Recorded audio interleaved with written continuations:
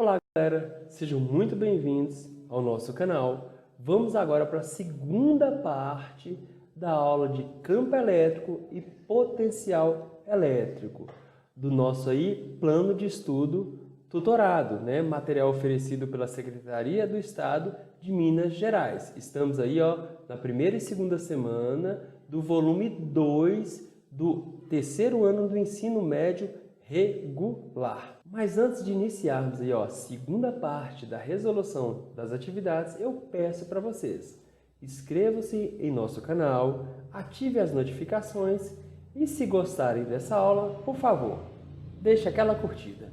Tudo bem, galera? Eu sou o professor Camilo, professor de Física do Escola Online.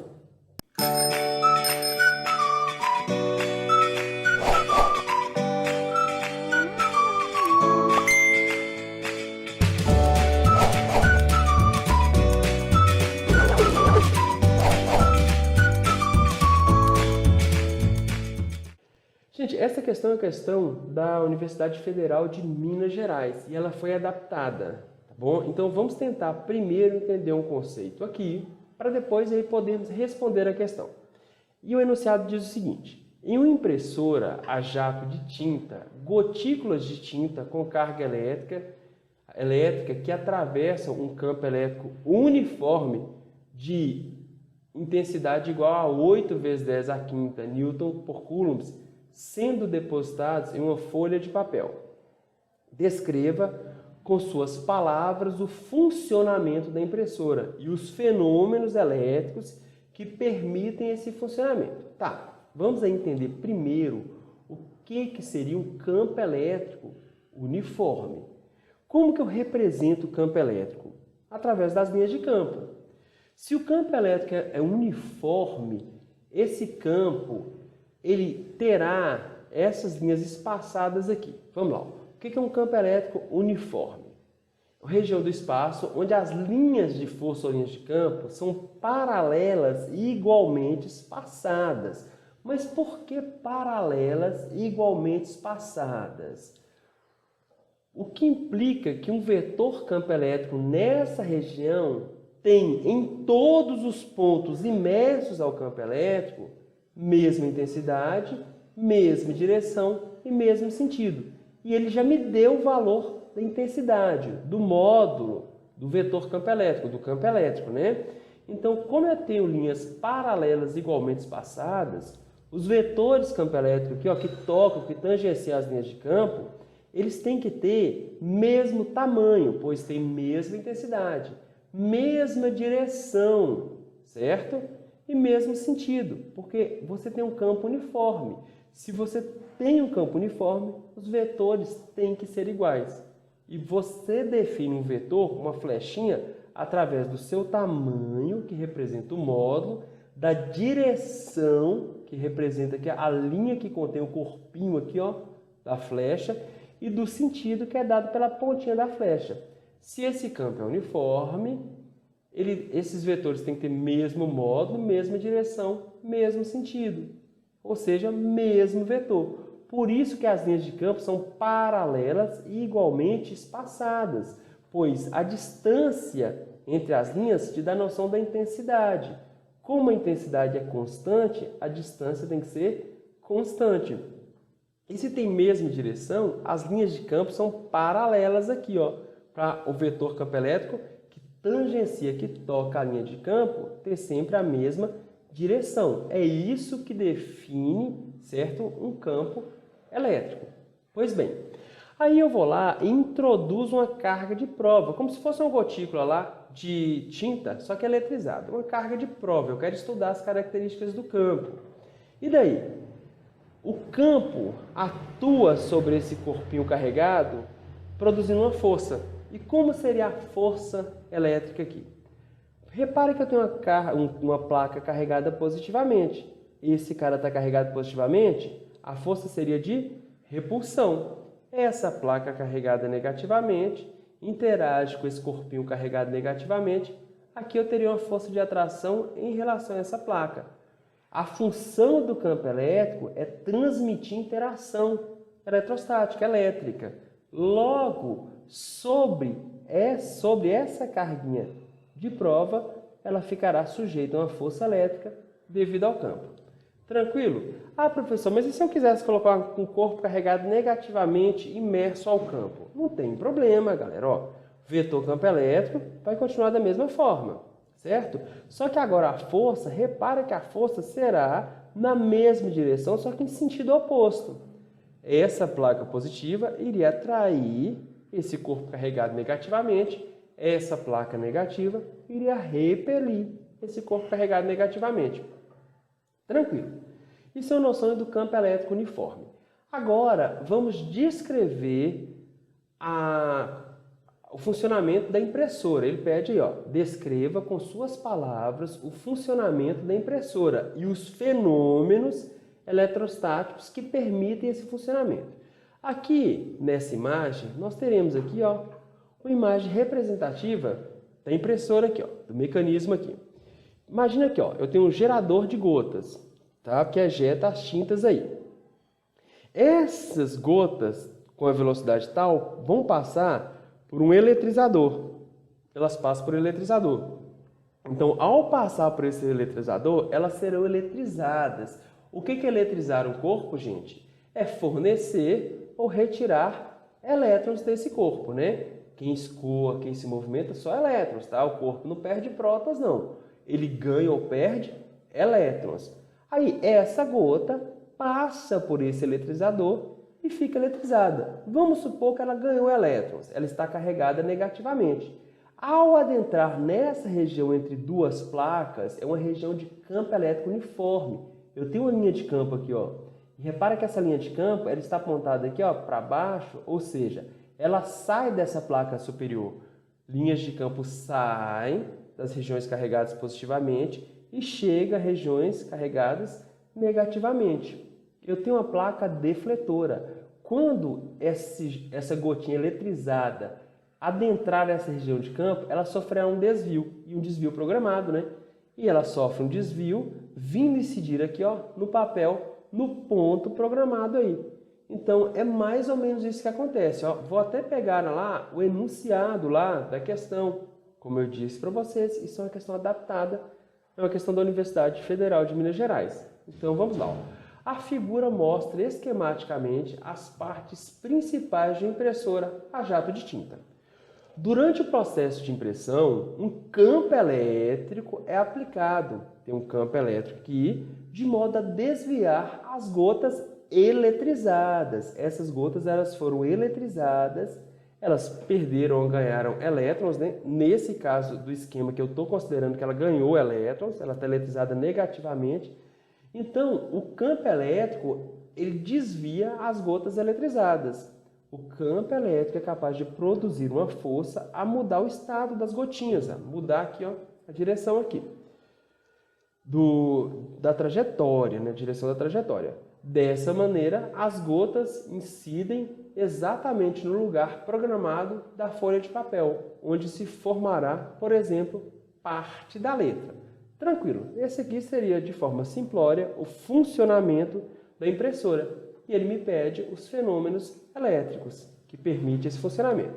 Vamos pensar nos fenômenos, só os fenômenos eletrostáticos, tá bom? Primeiro, gente, eu tenho o quê? Existência de campo. Então, o campo elétrico, ele produz a força. Tem que se ter um campo elétrico para esse campo atuar sobre um corpo carregado com a força elétrica. Então, campo elétrico e força elétrica são fenômenos eletrostáticos, fenômenos elétricos, né? Mas antes de adentrar ao campo, a gotinha foi eletrizada. Então, eu tenho aqui um processo de eletrização. Além de força elétrica e campo elétrico, um outro fenômeno eletrostático foi a eletrização da gotinha. Tranquilo? Vamos para a próxima questão. Vamos lá, galera. Vamos pensar nessa questão aqui agora.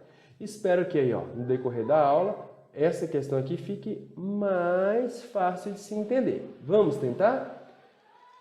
Primeiro, imagine que você tem um corpo carregado positivamente. Se esse corpo está carregado positivamente, o que eu posso afirmar? A questão aqui ele pergunta, né? duas cargas pontiformes Q1, 6 coulombs, e Q2 igual a menos 2 coulombs, estão separados por uma distância D. Marque a alternativa que melhor representa as linhas de força entre as cargas. Tranquilo? Então vamos lá tentar explicar a resposta. Imagine aqui um corpo eletrizado positivamente. Então, ó, Q1 maior que 0. Linhas de campo saem do corpo eletrizado positivamente. Corpo eletrizado positivamente, uma linha de campo de afastamento, uma linha de campo saindo. E nós sabemos que as linhas de campo chegam ao corpo eletrizado negativamente. Então, essa linha de campo está chegando nesse corpinho aqui, ó, que ganhou elétrons. Linhas de campo saem do corpo eletrizado positivamente e chegam ao corpo eletrizado negativamente. Linhas de campo saem do corpo eletrizado positivamente e chegam ao corpo eletrizado negativamente. Tranquilo? Então aí, ó, eu acredito que já não pode ser, já dá para observar que não pode ser letra D a resposta. Por quê? Porque aqui as linhas de campo estão saindo do corpo eletrizado negativamente e chegando ao corpo eletrizado positivamente, o que seria contraditório ao que estudamos aí, né? E também não pode ser letra B, porque apesar das linhas de campo estarem saindo aqui, ó, do corpo eletrizado positivamente e chegando ao corpo eletrizado negativamente, nesse ponto aqui, onde o corpo está eletrizado negativamente, eu teria uma linha saindo, e isso não acontece. Se esse corpo está eletrizado negativamente, a linha vai estar chegando. Aqui ele diz o contrário, então não pode ser essa a resposta. Tranquilo. E agora? Vamos continuar a nossa análise aí. Os corpos estão carregados com cargas de sinais opostos, mas com quantidade de cargas diferentes. Aqui eu tenho mais 6 coulombs e aqui eu tenho menos 2 coulombs. O que eu disse para vocês? Para eu observar aqui, ó, como aí se representa aí essa diferença em quantidade de cargas, eu observo isso aqui, ó. Como Q1, módulo de Q1 é maior que o módulo de Q2, ou seja, mais 6 coulombs é maior que 2 coulombs, logo a quantidade de linhas que saem de Q1 aqui, ó, desse corpo de maior quantidade de cargas, é maior que a que chegam em Q2. Logo, eu represento aqui, ó, essa maior quantidade de cargas presentes nesse corpo aqui, ó, positivo, pelo número de linhas de campo. Eu tenho maior quantidade de linhas saindo do que chegando nesse corpo carregado negativamente.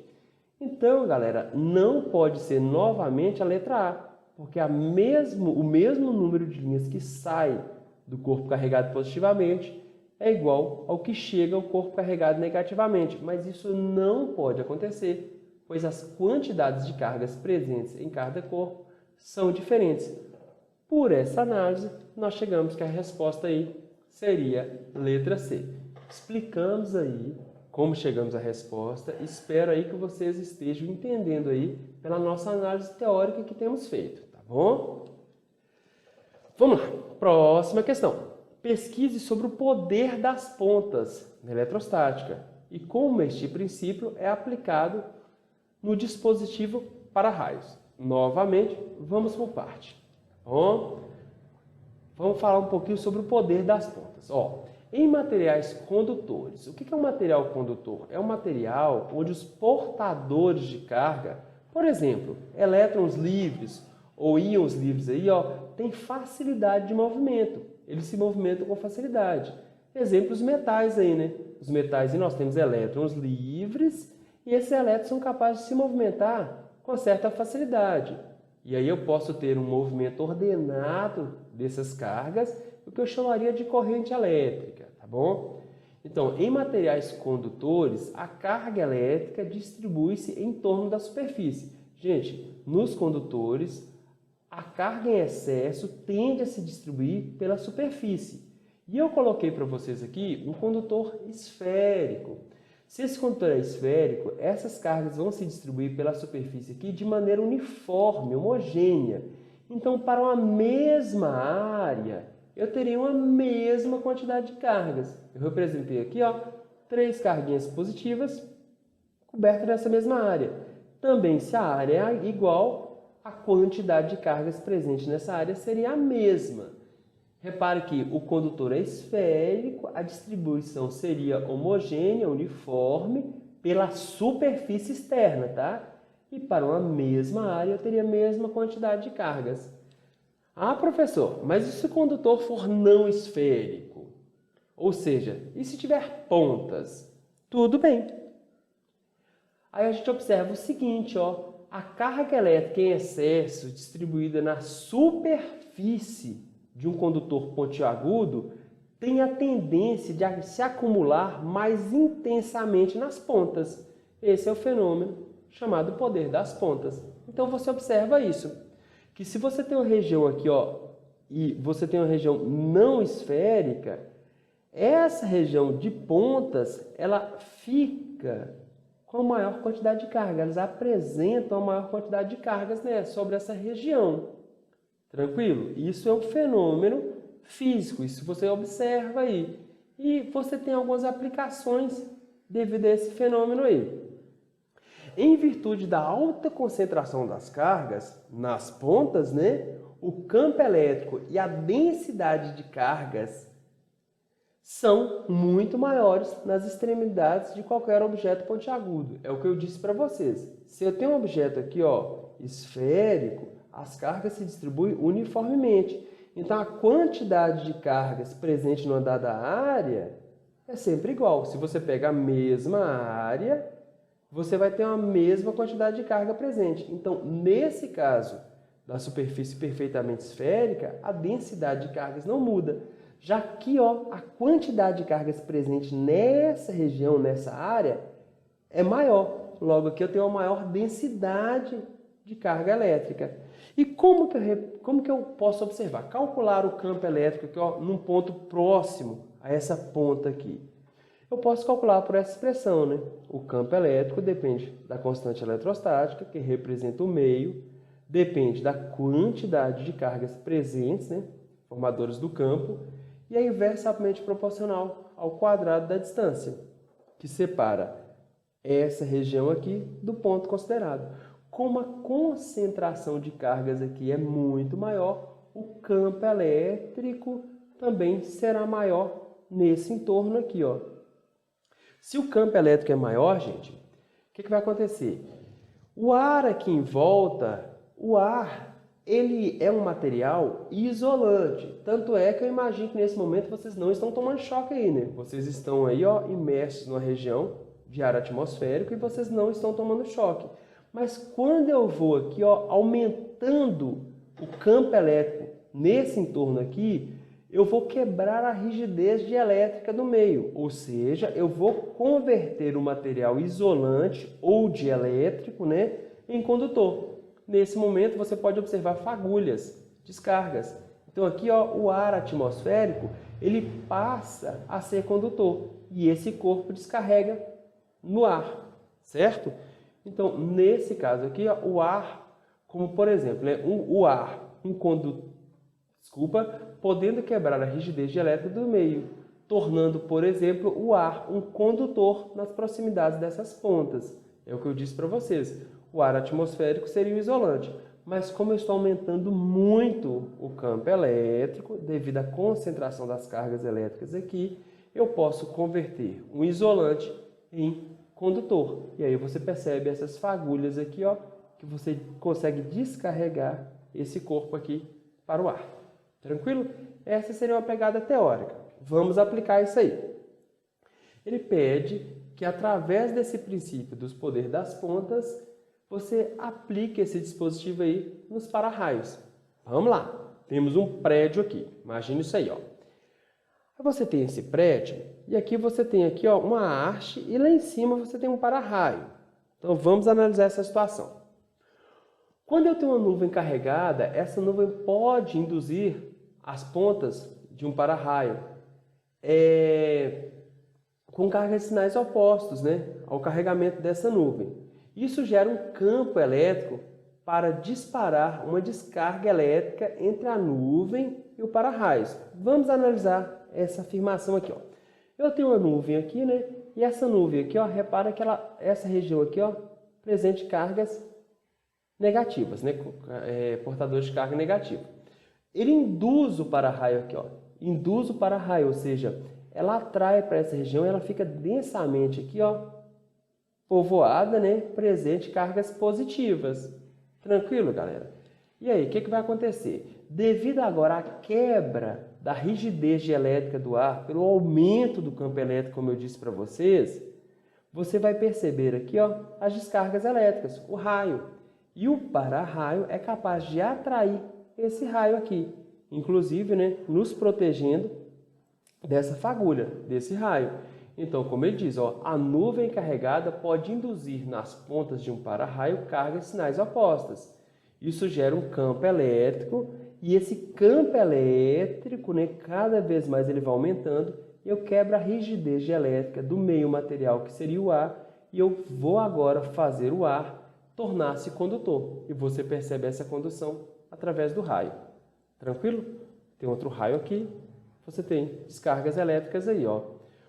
Os para-raios são ligados à Terra por meio de condutores que escoam as cargas elétricas decorrentes da descarga, protegendo o edifício e pessoas no seu interior. Então, reparem que você tem aqui o raio, o para-raio aqui, ó. Ele atrai essa corrente aqui e esse para-raio é ligado através de um condutor à Terra. Então, essa corrente, essa carga aqui, ó, esse fluxo ordenado de cargas, ele vai para a Terra, protegendo as pessoas tanto que estão dentro do edifício quanto as pessoas no entorno. É por isso que na cidade aí, você está protegido em relação a essas descargas elétricas, a esses raios, porque você tem muitos para-raios presentes aí nessa região, né, nas cidades. Aí eu pergunto para vocês, como eu vou analisar a situação da segurança aí no ambiente aí, ó? Cuidado! Em regiões aí, ó, onde eu tenho um cume de uma colina aí, ó, é uma região que representa perigo quanto às descargas elétricas, né? Quanto aos raios aí. Por quê? Galera, repara que você se tornou uma ponta, ó. A nuvem está chegando eletrizada. Essa região ser eletrizada com carga de sinal oposto. Então aqui, galera, você se transforma numa ponta. O raio pode tender a chegar até você, certo? Na região de campo aberto, também você representa uma ponta. Então, você aqui, ó, no meio representa uma ponta. Mais uma vez, pode haver aqui uma indução, você ficar carregado densamente com carga de sinal oposto à nuvem e esse raio acabar vindo buscar você. Não deve se abrigar debaixo de árvores também. A árvore também representa uma ponta, gente. Então aqui representaria uma ponta e o raio pode vir de maneira tal a atingir a árvore. Se você estiver abrigado lá, pode sobrar para você.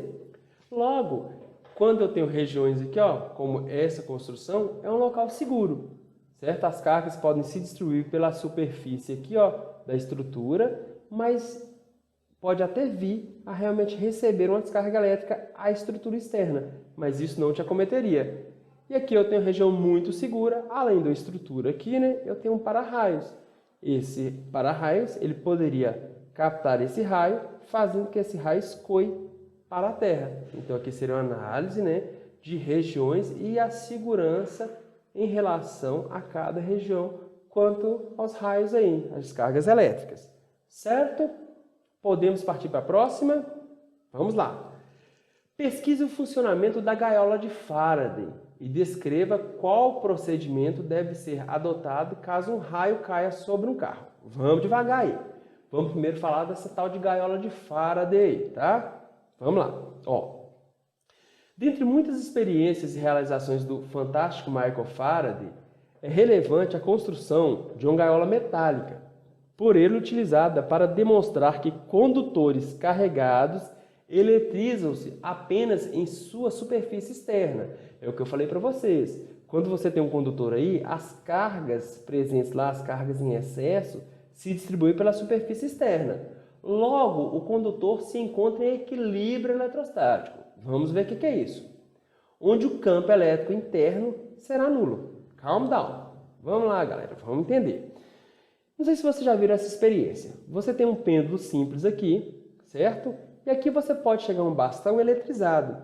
Quando você aproxima o bastão do pêndulo simples, esse pêndulo é atraído. Existe uma interação elétrica entre esse bastão eletrizado e o pêndulo. Então, esse pêndulo fica sujeito a uma força elétrica. Mas ele fica sujeito a uma força elétrica devido à existência de campo elétrico. Corpo eletrizado produz um campo elétrico e esse campo elétrico é capaz de atuar com a força sobre essa bolinha, fazendo que ela seja defletida. E você observa a presença de uma força elétrica aqui. Tranquilo. Aí você vai lá e coloca esse pêndulo simples imerso aqui em uma gaiolinha. Aí quando você aproxima o bastão eletrizado, você percebe que não existe mais interação entre o pêndulo e o bastão. Você blindou o pêndulo simples dos efeitos elétricos. Os efeitos elétricos aí. Então agora você tem uma região de blindagem eletrostática. Mas, para que não haja interação eletrostática, não pode haver campo elétrico. Então, numa região interna, certo, a essa gaiola, o campo elétrico é nulo. Se o campo elétrico é nulo, não existe força elétrica, pois o campo produz força. Se eu não tenho campo elétrico, não tenho força elétrica. A ideia é essa, ó. E aí eu posso aplicar isso no cotidiano. A blindagem eletrostática é muito utilizada para a proteção de aparelhos elétricos. Se vocês observarem, alguns aparelhos elétricos aí, eles estão aí, ó, revestidos por uma telinha. Essa tela aí seria uma blindagem eletrostática, para que esses aparelhos não sejam submetidos, né, a interferências externas. Aparelhos elétricos e eletrônicos, contra efeitos e perturbações externas, né? Os aparelhos de medidas sensíveis são mais acometidos. Os aparelhos de medidas sensíveis são acondicionados em caixas metálicas para que as medidas não sofram influências externas. Então você acondiciona, né, um aparelhozinho aí, ó, elétrico, e no entorno, em volta, aí você coloca uma gaiolinha para que o efeito elétrico, o campo elétrico externo, não interfira na medida desses aparelhos ou no funcionamento desses aparelhos aí.